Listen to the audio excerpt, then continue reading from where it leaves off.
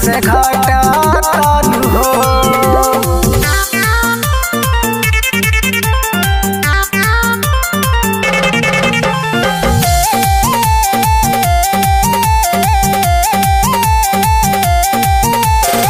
प्यार से बुलावाला पर बात नाही मानेला, दिलवा के दर्द रामा नहीं खे तू जानेला। प्यार से बुलावाला पर बात नहीं मानेला, दिलवा के दर्द रामा नहीं खे तू जानेला।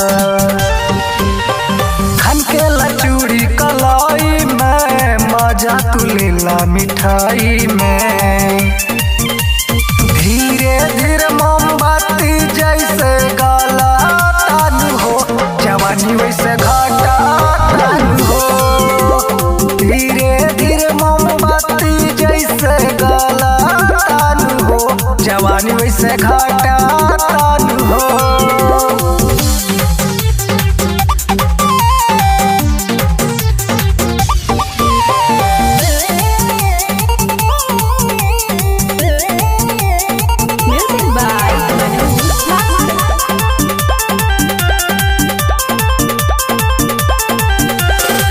एक बनाया उमर ऊपर से गोरे, हमारा नजरिया से रहता दूरे।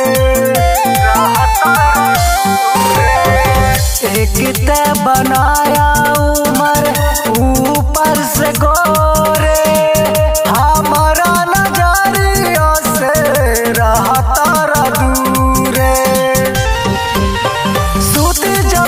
पलाई में देवरो बाबी जी पढ़ाई में, धीरे धीरे मोमबत्ती जैसे जरा तानु हो, जवानी वैसे घाटा तानु हो।